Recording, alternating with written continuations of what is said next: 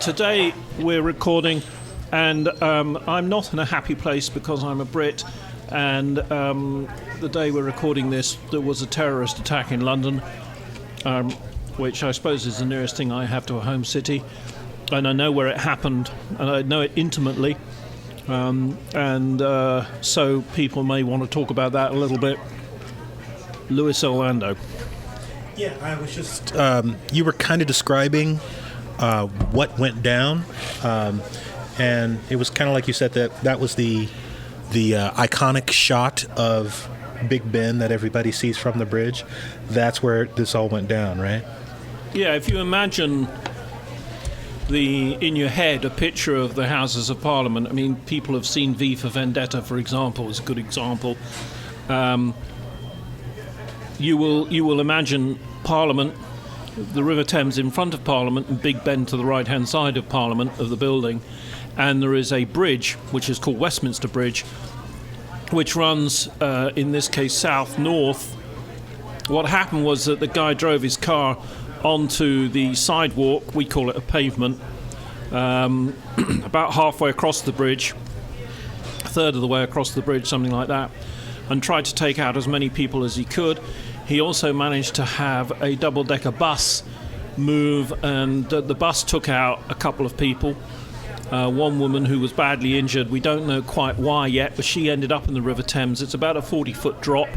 The River Thames is tidal at that point. And so they managed to get her out of the water. Haven't found out yet quite how. Keep in mind that in London people walk a lot more than in the cities here. Right. So lots of people on the pavement walking. Yeah, that bridge takes about 5 minutes to walk across at a reasonable pace. And at rush hour, which is in the morning and in the evenings, that bridge is packed with people and taxis. So fortunately, if there is a fortunately, this happened just after lunch. Anyway, so the vehicle does what it does. It was a fairly expensive four-wheel drive, probably Japanese. Takes out various people. For some reason, he then tried to get into a bike lane, squished someone up against a wall, killed somebody else, and then made a quick run. And he was trying to get into the Palace of Westminster grounds. My own humble opinion is that he didn't actually know where he was going, because what he did was run north, maybe 50 yards, not very far, and hung a left to try and get into the forecourt of the Palace of Westminster. So when you see the Queen going to the Parliament, or members of Parliament driving in to park their cars in the underground car park there, that's where he went in. So he will have gone past a couple of police officers, ordinary police officers. My understanding is that he stabbed one of those guys, and albeit a member of Parliament tried to save the police officer's life, he had just lost too much blood. In the meantime, he was told to stop, and the security officers there, who carry submachine guns, often Uzis, took out the killer. The authorities, as we speak, are still trying to determine whether there were two people in the vehicle or one. London is probably one of the most surveilled cities in the world, and so the powers that be will know very quickly, probably as we're recording this, they already know whether there were two people in the vehicle or whether there was just one. You will have seen the vehicle, silver grey SUV, and it's sort of smashed into the wall and bounced back a little bit. And you'll notice that the door is open. That's the door on the right-hand side. Bear in mind that British cars, the driver sits on the right-hand side because we drive on the correct side of the road. So that is the left-hand side of the road. So that's why he was able to get out.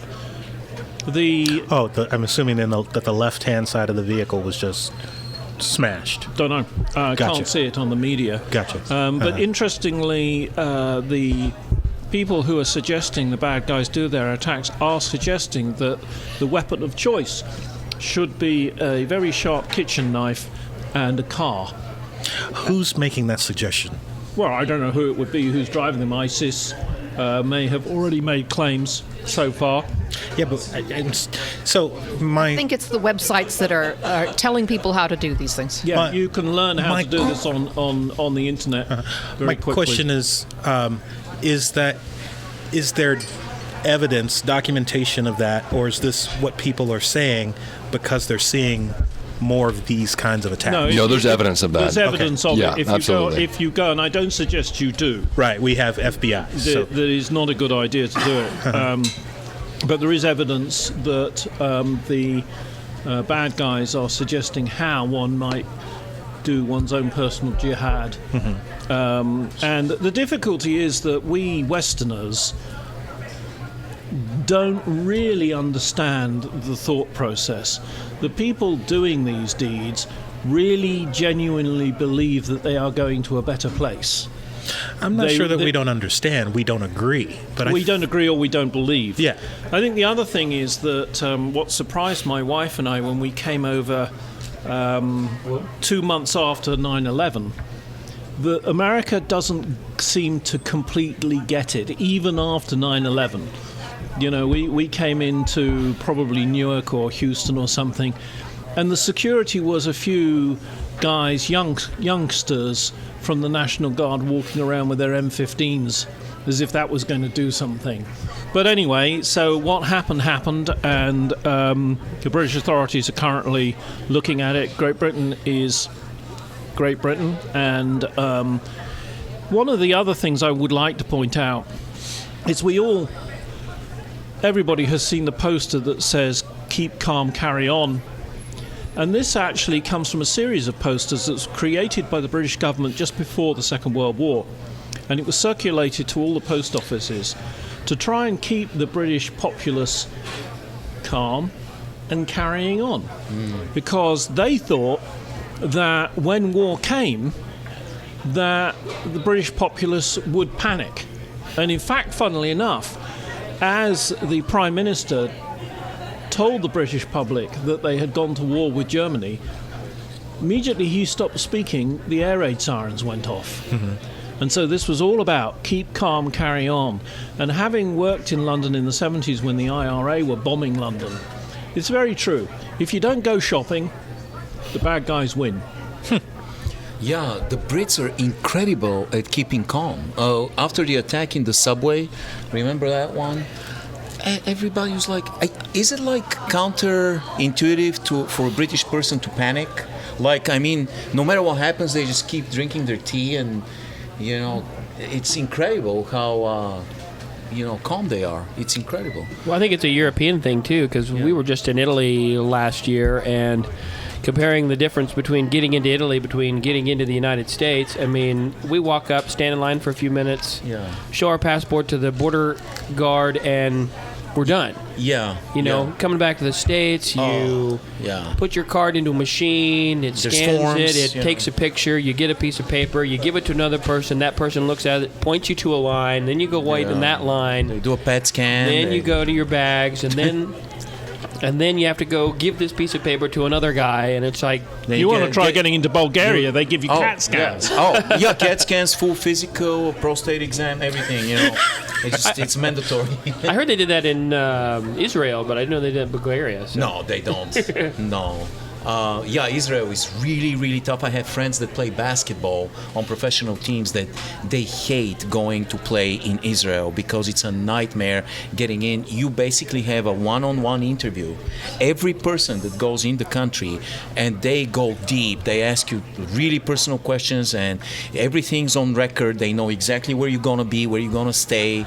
It's really, really a police state, and I guess it has to be. Now, you were saying that those guys, do we know who was the perpetrator in England? Do we know? I don't believe they know who he is. At the moment they're trying to work out if there were two of them or just one. But you mentioned that they all believe that they're going to a better place, but if they are from ISIS-controlled Iraq, hell is a better place, right? Yeah, that's a point. I think the important thing to understand is that this is real. I'm shortly going to be doing an in-depth interview with a guy from South Korea, a friend of mine. And I think sometimes living here in America, We don't get that these other places that we hear about on the news are real.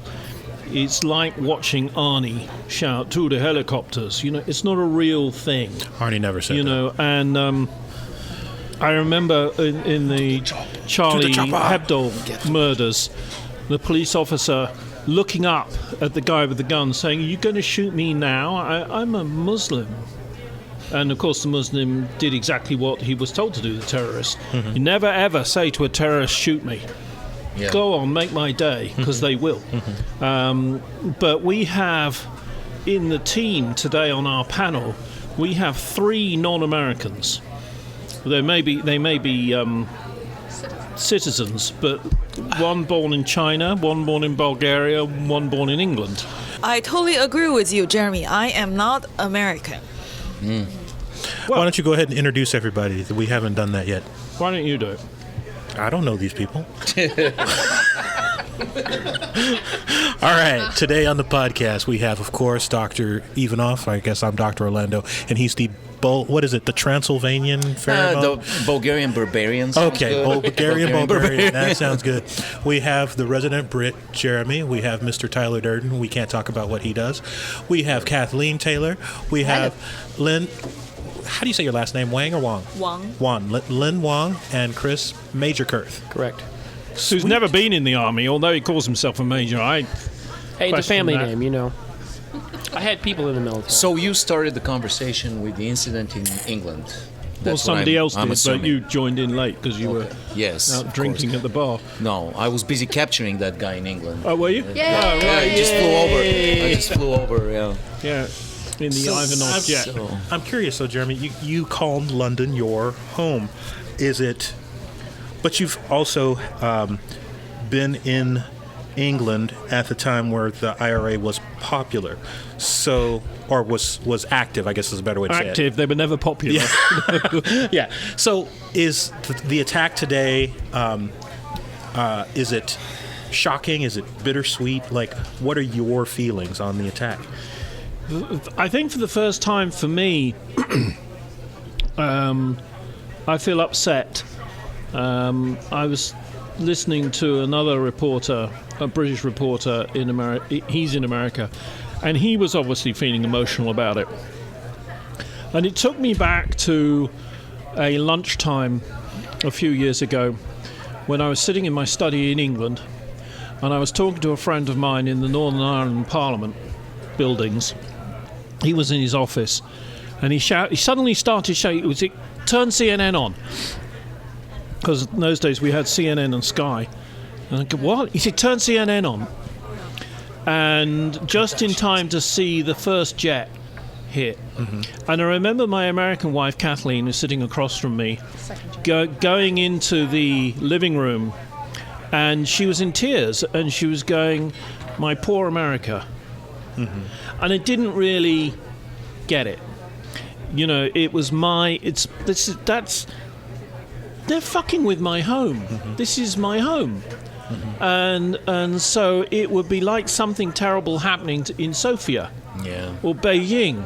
I mean, you haven't been, you live in America. You've lived in America for 15, 20 years.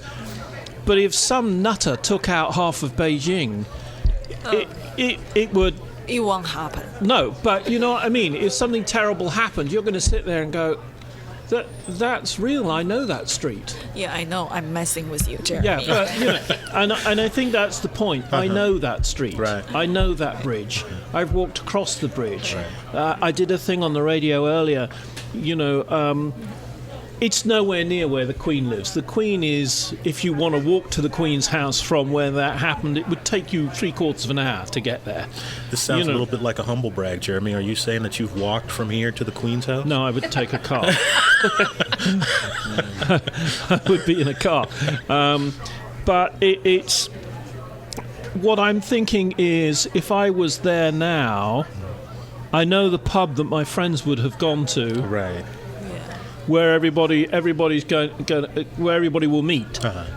They'll go around the corner into and then go and meet in this particular pub, because they can't when the place is on lockdown. You can't get in or out. Mm-hmm. There were a whole load of school kids there.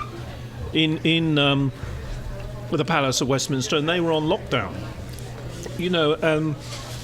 It's just not right. So I think it's about the country being hit. Now, previous to that, so when we think about the bus having its roof blown off and the tubes, I wasn't so worked up.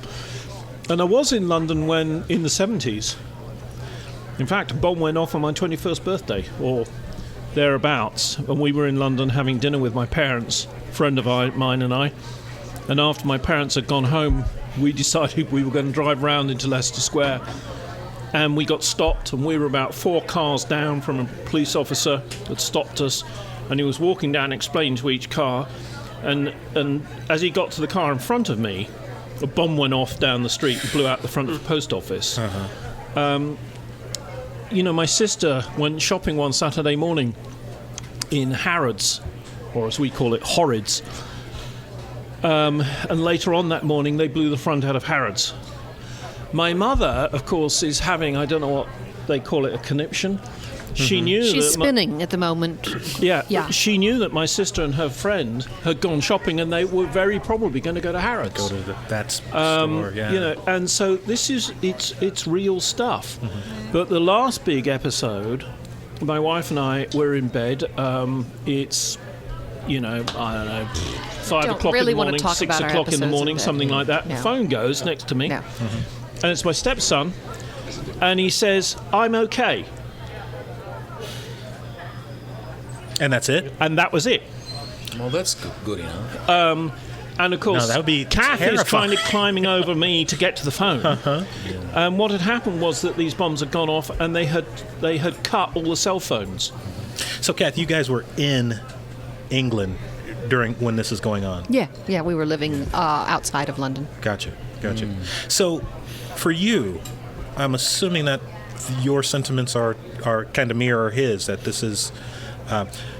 do you have the same kind of attachment to the area? Yes, I know the area not quite as well as Jeremy, and I know people who will be around there. Right. So it's quite a shock. So it sounds like you guys have dealt with this before.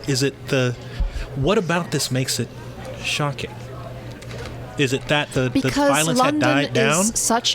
It has died down, and London is a peaceful place. London is a friendly city where you can walk around safely, and this is a shock. Gotcha. I was watching the other day with Emil, Lock, Stock, and Two Smoking Barrels. Oh God! Because he had not watched it, right? And so I rented it on Amazon Prime, and we watched it. And plug out to Amazon Prime. What was really shocking for Emil was when the main characters were trying to get weapons, and they could not find weapons, and they bought these 2 antique guns from World War I, and they were gangsters. And Emil looked at me and said, "Dad, it's harder not to buy weapons here than it's basically you step outside and anywhere you are, you're within maybe 100 yards of a Walmart or someplace or a pawn shop where you can buy weapons with barely any questions." Now, this guy or 2 guys, they did not have weapons. They had a knife and a car, right? Now, imagine if they had an AR-15. What kind of damage they could have done. But it's really very hard in England to buy a firearm. In fact, we've talked about it. The British Olympic shooting team has to travel to Switzerland to train for the Olympics. Now, there is an interesting little sidebar to this, and that is that organised crime in London would be down what they call it down the East End. They talk like that, know what I mean? And my family didn't know anybody in organised crime as such, but we knew people who did. You know a guy that knows a guy. Yeah. They can get weapons, I'm sure. And they can get their hands on weapons. Yeah. But what's interesting is that guy that did what he did, he's better off dead, because if he was alive, he's going to do time. He's going to spend the rest of his life in prison. Right. That would have been, I bet you wouldn't have been a year. The people in the prison the real criminals, they'd have taken umbrage. They would have, oh, you don't do that. And back in the day, lock, stock and smoking, back in those days, in the 60s, with the Cray brothers running the East End of London. Oh, yeah, I watched it would have been, Mr. Cray wouldn't like that. Right. Yeah. And, you're talking really, really seriously unpleasant people. They used to joke, and then we'll move on to another subject, about Northern Ireland, and they couldn't sort out the IRA. And it was about the time that we were going to forgive me, Lynn, that we were going to let the Chinese have Hong Kong back. That's so No, big. 1997. I remember that. I was watching Sky News in my apartment. Okay, so we're going to let China have Hong Kong back, right? Right. That's not right. Let's re-talk. We can talk so about we're that. letting China No. have a bit of England. No. Chris one of our Patton, larger, we can talk about that. one of our That's larger not harbours. Traditional British harbour. The traditional British harbour.